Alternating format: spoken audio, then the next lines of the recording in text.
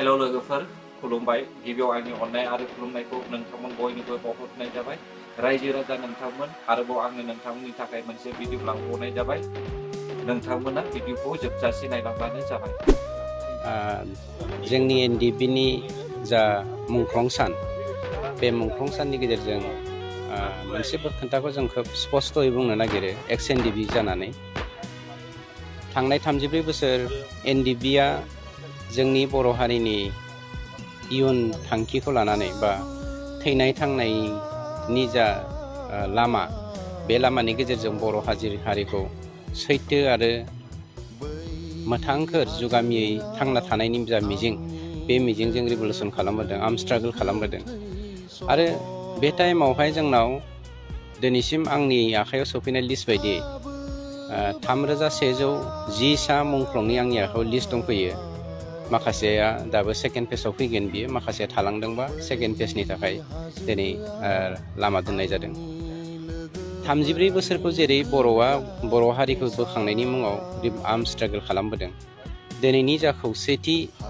मोनब्रै एनडिबि हान्जाया जथायै मोनसे मिरु लानानै जा मुंख्लंफोरखौ बावनाय हाबाफारि बे बावनाय हाबाफारिनि गेजेरजों बेखौनो फोरमायनो नागिरदों हारिया खौसेथिनि मोनसे गोनांथि जादों आरो जिखुनु मुहुर्तआव जेब्ला बर' हारिया खैफोदाव गोग्लैहां अबस्था जायो बे समाव बर' हारिया खौसेथि जानो रोंगौ दिनै एनडिबिफोरनि मोनब्रै गुदा खौसेथि जानानै बर' हारिनि गेजेरावहाय जा मोनसे सिनायथि होनो नागिरदों बे नङा जे पलिटिकेलि सोरखौबा लिड खालामथों होननाय बिनि थांखियानो जादों जोंनि समाजाव दिनै ग्रिन रिभलुसननि गोनांथि जानानै फैदों एनडिबि एक्स वार्कारफोरा 34 बोसोर जुदि बर' हारिखौ बासायनायनि थाखाय आर्म स्ट्रागल खालामनानै दैदेनबोदोंब्ला दिनै मोनसे सानखांनाय फैदों ग्रिन रिभलुसन लाबोनायनि गेजेरजों बर' हारिखौ जौगानायनि जा खामानि बे खामानिखौ जथायै बारग' एनडिबिफ्रा मावनांगोन होननाय थांखिजों दिनैनि बे हाबाफारिखौ लानाय जादों मानोना आसाम जोंनि बिटिआर सरकारनि चिफ मानब गेदेर प्रमद बर' बिथाङा फिन रोदोमखां थांखिजों बा हाबाफारिजों बारग' एनडिबिफोरखौ जथायै जौगानायनि बा ग्रिन रिभलुसन लाबोनायनि जा थांखिजों 5 कोटि थाखा दिनै होबाय बे 5 कोटि थाखाखौ मोजाङै मावफुंलांनो थाखायबो बा बेजों लोगोसे जोंनाव कोटि थाखा आसनिफोर फैगोन समाजावहाय मोनसे मडेल हिसाबै एनडिबिफ्रा आरो नुजाबावनो हाथों बे थांखिजों जोंनि दिनै खौसेथिनि गोनांथि जादों होननानै जोङो फोरमायदों आरो एक्स एनडिबि वार्कारफ्रा खौसे जानाय लोगो लोगोनो जोंनाव मोनसे सानखांनाय फैगोन बर' हारिया खौसेथिनि लामाजों फैफिननो नागिरदों नामा दिनै गुरलाय गुजाय सोरबाया बायदिसिना साननानै बायदिसिना बखिलाबायगासिनो दङ सोरनिबा बुंनाया बिस जानानै बर' हारिखौ जोबनायनि लामाजों लांगासिनो दङ जों बेफोरनिफ्राय जोङो बासायनो हायो नामा जोंनि खौसेथि जानायनि गेजेरजों बे थांखिजोंनो दिनैनि जा 34थि मुंख्लं सान फालिनाय सान बे सानखौ लानाय जादों आरो बेनि गेजेरजों जोंनि एक्स एनडिबिफोरा आंनि मोनथिनाय बायदि आं बेवहाय पार्सुवेलि माबा गैथ'वा जेरावहाय जोंनि जा एक्स एनडिबि लिडारफोर दङ बिथांमोना आं गभर्नमेन्टआव थानायखाय बेवहाय बाहागो लानो उसुबिदाखौ आं लायाखै बेवहाय माखासे थांखि लानाय जादों जोंनि थांनाय 3थि बर' एकर्ड 27 जानुवारि 2020 मायथाइनि जा क्लजफोर दङ बे क्लजखौ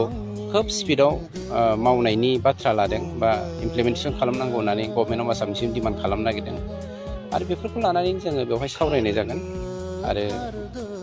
जोङो रिहेबिलिटेसन मोनजोबाखै बेखौ लानानै माखासेया पलिटिक्स गेलेनो नागिरो आरो सुथुरफ्रा बेखौ लानानै गेमबो गेलेनो नागिरदों रिहेबिलिटेसननि अनगायैबो एक्स ग्रेसिया मोनजोबनो हायाखै दा बेयो प्रसेसआव दङ बे खामानिखौ आंनो मावबाय दङ गतिके बेफोरखौबो रोखा खालामनो थाखाय केसनि खोन्था फैदों जोंना जेल जानानै दङ मानब गेदेर गायसनगिरि बिथां रन्जन दैमारिजों लोगोसे जोंनि माखासे दैदेनगिरि बा वार्कारफोरा बिथांमोनखौ गोख्रैनो जों माबोरै जेलनिफ्राय बख'नो हागोन बेफोर माखासे प्रसेसटाखौ लानानैनो थांखिफोरखौ लानानैनो government of Assam government of बिटिआरनि थ्रुयैदि जोंनि जा क्लजफोर बे क्लजफोरखौ डिमान्ड खालामनायनि सावरायनायनि थाखाय बिटिआर सरकारा थांखि लाखाबाय किन्तु बाजेटखौ दाबो फिक्स खालामनो हायाखै मानोना सानजाहा लांगोन ना सोनाबहा गायसननाय जागोन बे दाबो थिरांथा जायाखै खिन्थु मेक्सिमाम एनडिपि लिडारफ्रा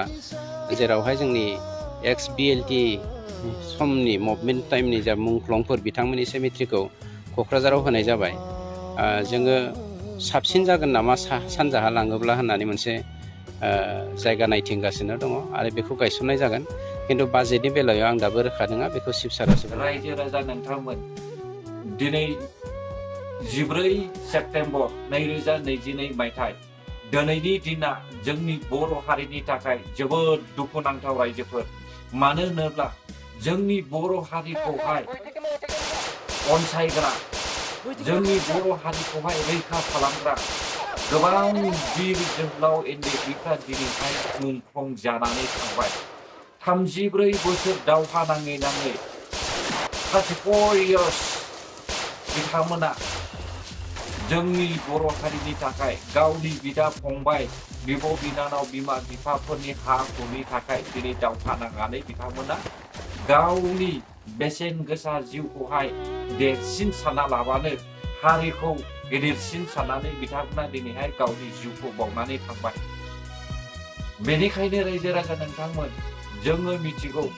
बर' हारिया दिनै एनडिएफबि गैयामोनब्ला दिनै बिथां बिर जोहोलावमोन गैयामोनब्ला जोंनि बर' हारिया माब्लाबाबो थांनानै थानायनि जोंहा राहा गैयामोन दिनै बिथांमोना गावनि जिउखौ बावनानै मुंख्लं खालामनानै दिनै बिथांमोना जोंनि बर' हारिखौहाय बेबायदि गेरेमसा अबस्थासिम लाबोनो हानायनि थाखाय बेसेबां गोग्गाथाव रायजोफोर दिनै जोङो नुनो मोनदों जोंनि बर' हारिया गुबुन हारिजोंहाय नासयजानाय गाग्लोबजानाय बेफोरबायदि गोबांथार दासिमबो दंगासिनो दं बेनिखायनो रायजो राजा नोंथांमोन जोङो बै मुंख्लं जानाय बिर जोहोलावफोरखौहाय मान बावनो थाखाय बयबो गोसो खुसियै गाजा गोमजायै बिथांमोननि मुंख्लं बेखौहाय फालिनांगौ रोजा रोजा साबायखर थाबाय जाय बिथांमोना दिनैहाय बर' हारिखौहाय रैखा खालामनानै गावनि जिउखौहाय अब्ला रायजो राजा नोंथांमोन जोङो भिडिअखौहाय नुबाय आरो भिडिअनि गेजेरजों जोङो मिथिनो मोनबाय सोर मा बुंलांखो आरो सोर मा फोरमायखो दिनै मुंख्लंफोरनि गेजेरावहाय जायफ्रा गोथाङै थांनानै दङ जायफ्रा बिबान मोननानै दङ स्पेशेलि जोंनि बर' हारिनि हाग्रा बिफाननि मिनिस्टार रनजित सार बसुमतारी बिथाङाबो फोरमायलांबाय गावनि माखासे मावनो गोनां हाबाफोर आरो मावगासिनो दं जागासिनो दं लोगोफोर जोङो गावजों गाव एना एनि जाज्लाया जासे जेरै मोनब्रै फेक्सना दिनै खौसे जादों बेफोरबायदि खौसे जालायोब्लानो जोंनि बर' हारिया ओरैबायदि गेरेमसा महरै जोङो दाफुंलांनो हागोन जों बेखौहाय रोखा अब्ला रायजो राजा नोंथांमोन जोङो गावजों गाव मेलायलायनाया जोबोद नायनांगौ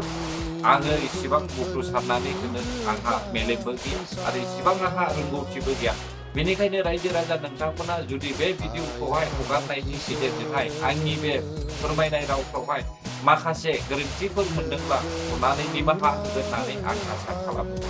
एसेनोसै रायजोफोर भिडिअखौ आं बेयावनो फोजोबनाय जासिगोन जुदि नोंथांमोना मोजां मोनदोंब्ला लाइक शेयार कमेन्ट साबस्क्राइब खालामनानै होब्लानो जाबाय गोजोन्थों रायजोफोर जय बर' हारिनि